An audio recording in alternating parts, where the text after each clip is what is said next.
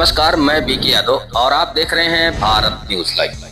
जनपद अयोध्या के बीकापुर क्षेत्र कनावा में चल रही इन दिनों 7 दिवसीय श्री मद्गद भागवत कथा ज्ञान के यज्ञ के दूसरे दिन कथा व्यास पीठाधीश्वर ने विभिन्न प्रसंगों पर प्रवचन दिए। उन्होंने कहा कि श्री कृष्ण कहते हैं, बुद्धि, ज्ञान, संयम और मोह से मुक्ति, क्षमा, सत्य, संयम और शांति, सुख और दुख, जन्म, मृत्यु, भय, अभय, अहिंसा, समता, संतोष, तप, दान, यश और अपयश, ये सब मेरे द्वारा ही उत्पन्न किए गए हैं। मैं ही उनके ऊपर कृपा करने के लिए अज्ञान से उत्पन्न अंधकारों को नष्ट करता हूँ। प्रेतवत प्रवेश करके आत्मा की तरह शरीर में स्थापित होकर जैसे ही जीवात्मा बोलती है, उसी भाव से अर्थात आत्म भाव से आत्मा में स्थिर होकर ज्ञान रूप दीपक प्रकाश मैं करता हूँ। कथा आयोजक के परिवार की तरफ से कस्बे में चल रही 7 दिवसीय कथा शांतिपूर्ण माहौल में चल रही है। कथा व्यास पीठाधीश्वर ने कहा कि जो भी भागवत कथा का श्रवण करता है उसका जीवन तर जाता है। इस अवसर पर तिवारी परिवार की तरफ से सैकड़ों गणमान्य लोग मौजूद रहे। भारत न्यूज लाइव के लिए अयोध्या से ब्यूरो रिपोर्ट। जलमा खोजे राम, जलमा खोजे राम, जाय के तीरथ छानी, और कर्मन के बस फंसी, मुक्ति की राह बुलानी। फूल माही जो बास। देखिए परमात्मा क्या है। अपने लोगों ने एक दोहा पढ़ा था, वो कबीर का था कि रहीम का था, भगवान ने लिखा गया था, पुहुप बासते पातरा, पुहुप बासते पातरा, ऐसा तत्व अनूप, अणोरणीयान महतो महीयान। वो अंश छोटे से छोटा है और बड़े से बड़ा है। उपवासते पात्रा, ऐसा तत्व अनूप, फूल माही जो बास, काठ मां अग्नि समानी, और खोदे बिना न मिले, आही धरती मां पानी, खोदे बिना न मिले, आही धरती मां पानी। दूध माही गित रहे, दूध माही गित रहे, छिपी मेहंदी मां लाली, दूध माही गित रहे, छिपी मेहंदी मां लाली। ऐसे पूर्ण ब्रह्म को एक तिल नहीं खाली। पलटू सत्संग बीच में, पलटू सत्संग बीच में, कर लो अपना काम, बैरागिन भूलिया अपमा, जलमा खोजे राम। भगवान तो कण कण में है, जर्रे जर्रे में है।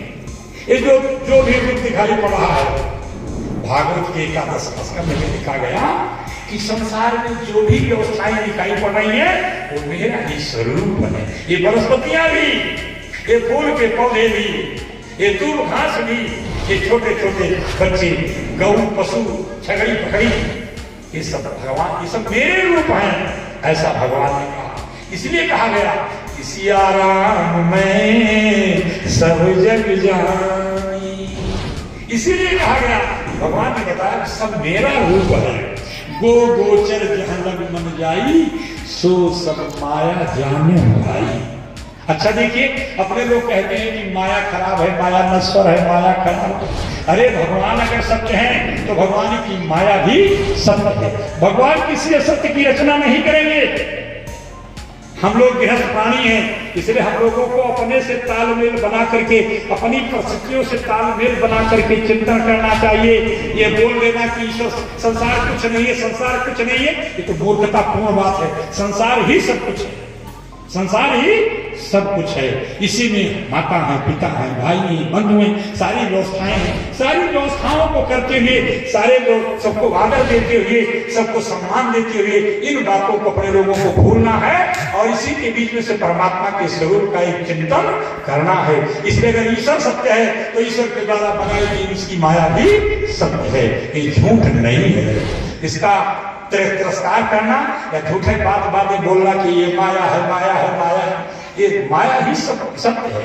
गो गोचर जहां लगे मन जाई, सो सब माया जाने भाई। वो जो स्थिति है कि सब कुछ नहीं है, वो स्थिति बहुत बहुत पुरानी, बड़े भारी संस्कार की स्थिति है।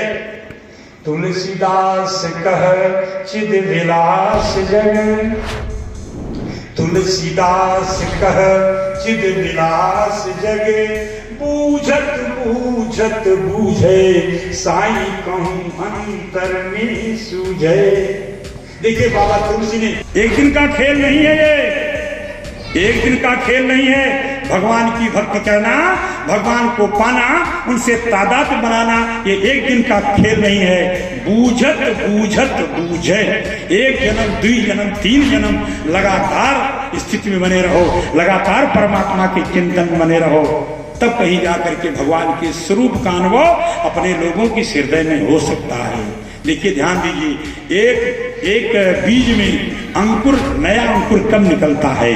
जब बीज अपने को पूरी तरह से समाप्त कर देता है। जब बीज की बात कही वैसे गोकर्ण में काछा चपटी गलती हो गई। सुनिए, जंगल में जाइए, किसी घर में रहिए, लेकिन घर को जंगल के समान मानिए, घर को जंगल के समान मानिए।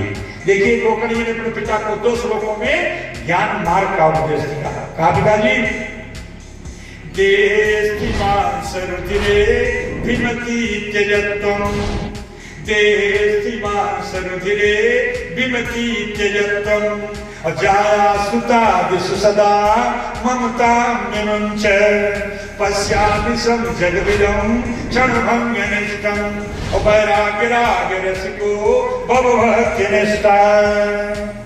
कहा पिताजी, ये जो शरीर है ना, हड्डी मांस का लोथड़ा और चपड़ा, हड्डी मांस का लोथड़ा और चपड़ा, इसी तीनों का समवाय शरीर है। लेकिन इसी शरीर को, जो हड्डी का मांस का लोथड़ा है, चमड़े का समवाय है, इसी को अपने लोगों ने अंतिम गोल मान लिया, इसी को अंतिम लक्ष्य मान लिया, और इसी की वासनाओं को पूरा करने के लिए रात दिन चलते रहे, रात दिन चलते रहे। देह सीमा सरुधिरे विमति त्यजत्वम, जो शरीर को ही अपने लोगों ने आत्मा मान लिया, हे पिताजी इसी विचार का त्याग कर दो, इसी सोच का त्याग कर दो। ये शरीर आत्मा नहीं है, ये शरीर आत्मा नहीं। हम इसी इंद्रियों की वासनाओं का भोग करने के लिए रात दिन दौड़ रहे हैं, रात दिन दौड़ रहे हैं। देह सीमा सरुधिरे विमति त्यजत्वम, अजाया सुता दिशु सदा ममता म्यनुंचे। ये मेरी पत्नी है, ये मेरी पुत्री है, पिताजी की ममता है, इस ममता का त्याग कर दो।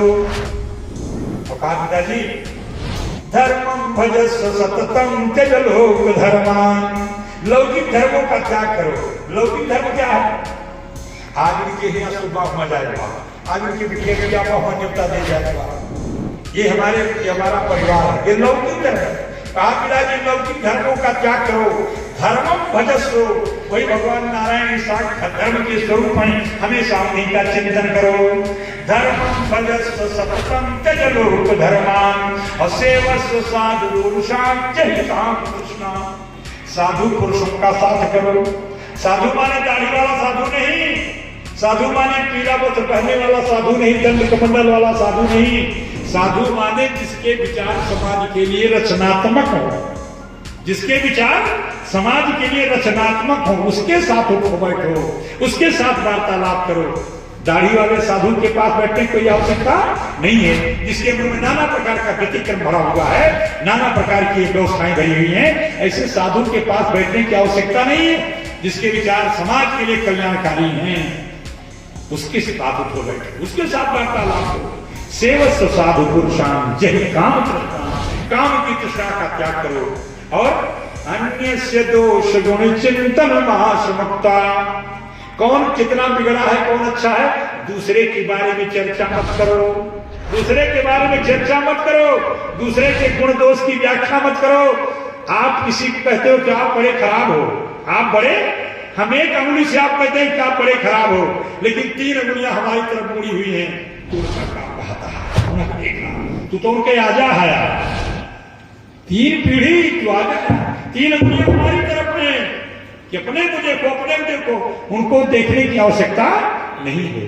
हम सुधरेंगे, जग सुधरेगा, एक बनेंगे, नेक बनेंगे। देखिए ध्यान दीजिए, समाज को सुधारने की आवश्यकता नहीं है। समाज को सुधारते सुधारते आप थक जाओगे, आप खप जाओगे, थक ही नहीं जाओगे, आप खप जाओगे, यानी समाप्त हो जाओगे। समाज समाज सुधरने का नाम नहीं लेगा, सुधार नहीं आएगा। हम लोग अपने अपने को सुधारें, अपने अपने को ठीक करेगा। व्यक्ति से समाज बनता है, व्यक्ति समाज को सुधार ले तो समाज अपने आप सुधर जाएगा। सब अपने सुधार, समाज सुधर जाएगा। समाज को सुधारने का उपाय करने की चेष्टा मत किया जाए। उसी भगवान नारायण का चिंतन कीजिए पिताजी। ऐसा जब टोकन जी ने अपने पिता को बोध दिया, ज्ञान दिया, तो जो अभी आप जो थोड़ी देर पहले कह रहे थे हमसे चला नहीं जाता है, हम तपस्या कैसे करेंगे, उनके में इतनी स्फूर्ति आ गई, शरीर में इतना तेजी आ गई कि वृद्धावस्था में परिवार का मुंह छोड़ करके जंगल चले गए और उसी जंगल में रहते हुए इसी भागवत के 10वें स्कंद का नित्य पाठ करते हुए अंत में भगवान नारायण के गोलोक धाम को प्राप्त हुए। देखिए भागवत का जो 10वां स्कंद है इसको भगवान का हृदय कहा जाता है। 10वें स्कंद में केवल भगवान श्री कृष्ण की ही लीलाओं का वर्णन किया गया और कोई बात नहीं कही है ये, इसलिए 10वें स्कंद को भगवान का हृदय कहा जाता है। इसी 10वें स्कंद का पाठ करते हुए अंत में भगवान नारायण के गोलोक धाम को प्राप्त हुई।